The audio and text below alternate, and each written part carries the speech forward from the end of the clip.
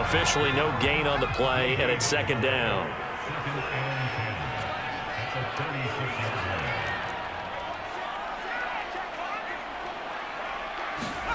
Now Book. That's caught by Marquez Callaway. And a 6-yard gain gets him right around the 43.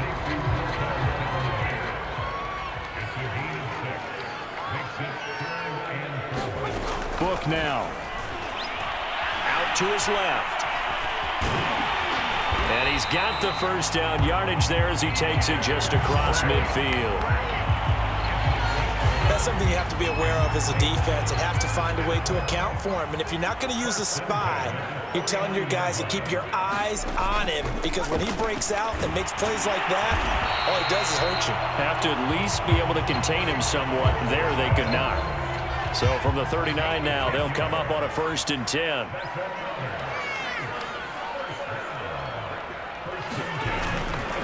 Now a give right side. Battle.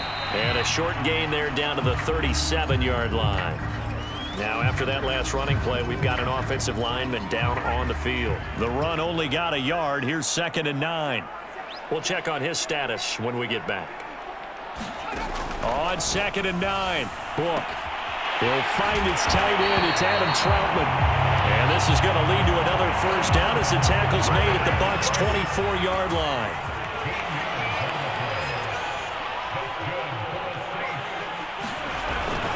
Here's Battle. And not much. Maybe a yard down to the 23. Now it's 2nd and 9.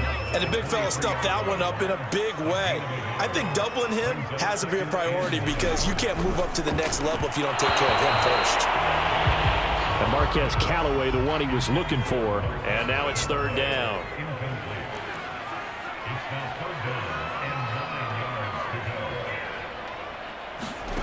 From the shotgun, it's Book. And he's got this one complete to Callaway.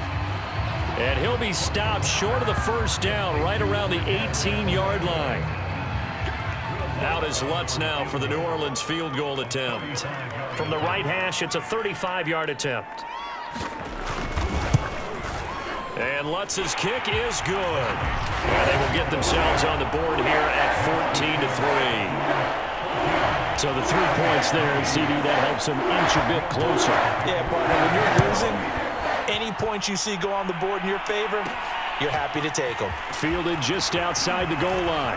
Oh, a dangerous return man showing it here. And all in all, a pretty solid return. Nearly got it to the 35. They'll mark him down officially at the 34. Now the Buccaneers offense gets ready to head back onto the field. And you figure this should be a healthy, arrested, a focused unit, and they're working on a good winning streak. They had the week off last week. This is really a team, Charles, that should be in top 4. I would agree absolutely with that. What coaches worry about, what organizations worry about, though, is overconfidence. They've been playing so well, and now they've had that extra time off. And we've seen teams come back off the open week and come out flat. So what a lot of good coaches do is they kind of game plan for that with their teams. On defense, they may blitz more in the beginning to get them going. On offense, they may go more up-tempo. Anything to get them out of that lethargy right at the beginning.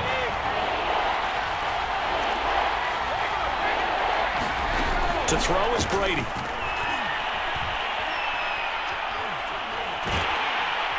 And the Saints pressure gets him. Brought down for a sack. Cameron Jordan in there to get him, and that is sack number 6 now for him on the year. Here's Bradley Pinion now as he'll kick it away for the 2nd time. 46 on his first kick, this one in that neighborhood as well. A big kick that time, 52 yards.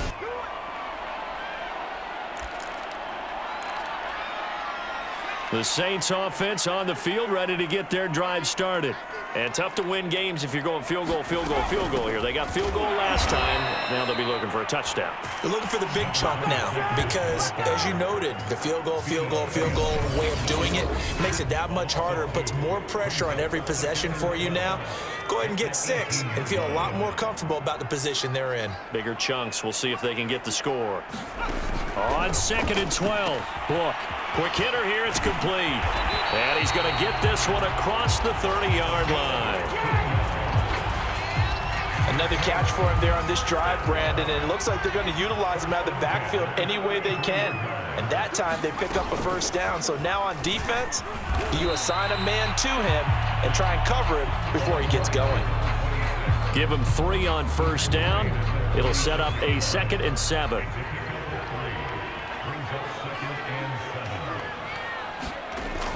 He'll look to throw. He throws and he hits the slant route to Thomas. And getting this just shy of midfield, they'll spot it at the 49. 2 first downs have him up near midfield now on 1st and 10. And he's able to get across midfield and down into Buccaneer territory. 6 yards on that last play. Here's 2nd and 4. Now this is Battle. And he'll be brought down, it looks like right at the 40. Exactly what they needed right there, because they needed to use the ground game to take some pressure off, because the quarterback's been struggling a little bit. Look now to throw on first down. Firing quickly here, and that's complete. Touchdown! A great play there. His 2nd touchdown on the season. And the Saints have cut it back within a score. And a nice job by him to catch the slant and then navigate and break free. And receivers love slant routes because it gets the ball in their hands so quickly and oftentimes on the move. And when they're on the move like that, then they get to use their best asset, which is usually their speed. And their speed sometimes, like this instance, can take them into the end zone. Will Lutz on for the point after.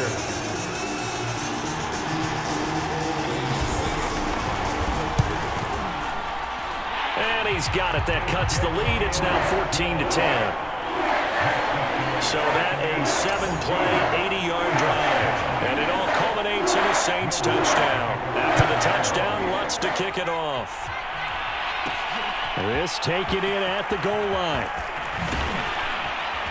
And he'll be stopped right around where he would have been had he gone down to a knee, maybe a yard shy of there at the 24.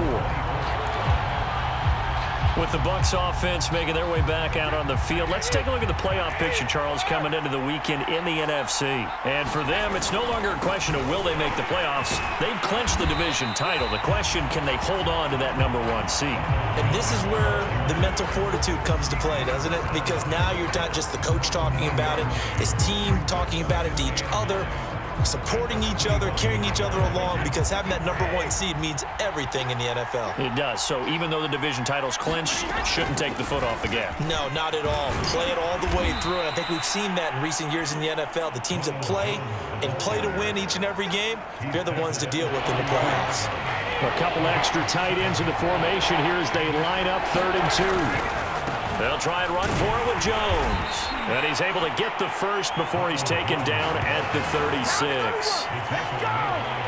That's about what you would expect since they're so efficient on picking up 3rd downs in the top 5 in the NFL. It's all a mindset, and I'm guarantee you, it started in the offseason. 3rd down's important to them. They find a way to pick them up at a very good clip. And he puts his head down and gets up to the 42 for a gain of about 6. The last run got 6. Now 2nd and 4. Hands it off out of the gun. And he's going to take this one up only to about the 44-yard line. Now after the running play, we've got a man down on the field. While the training staff works on him, we'll step aside and be right back. On 3rd down, here's Jones. And he'll work it across midfield inside the 45. The 71 yards rushing for him as he's got the afternoon off to a great start. After the run by Jones, here's 1st and 10. Here's a handoff out of the gun. And brought down, but able to get it to their 30-yard line.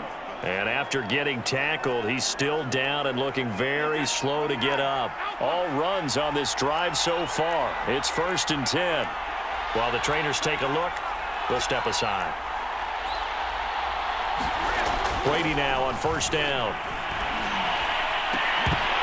And that one is incomplete. And it also concludes quarter number one. We are in for a good one as we're through one on EA Sports. So now 2nd and 10 after the incompletion on first down. Now a handoff here to his running back. He'll be stopped short of the 25. The nice move couldn't free him. 4 yards the gain, and it'll bring up a 3rd down.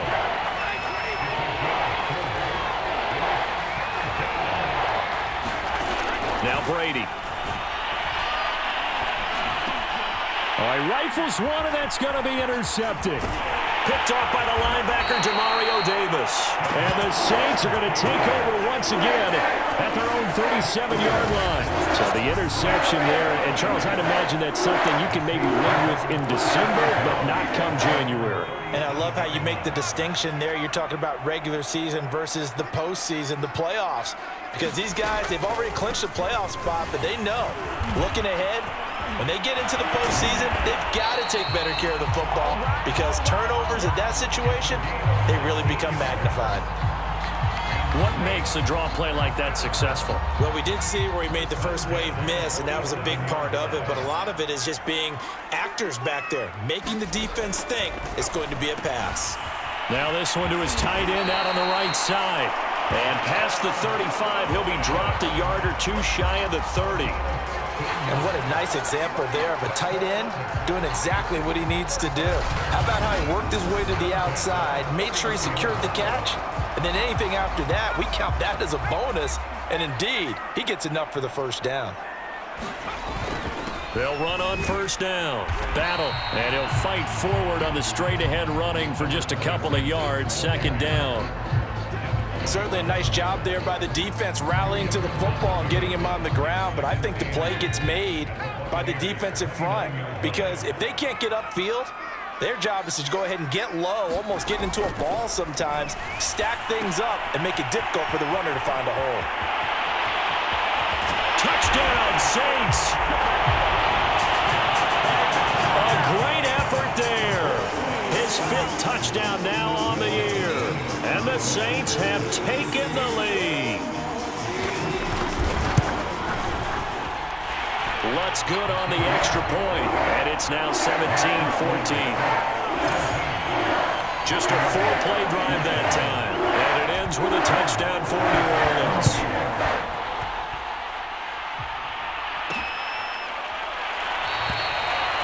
And this will be a touchback, so they'll bring it out to the 25. Again, we see Tom Brady and the Bucs set to take over. He's got to dig deep here, doesn't he? Team's losing. He's not playing well either.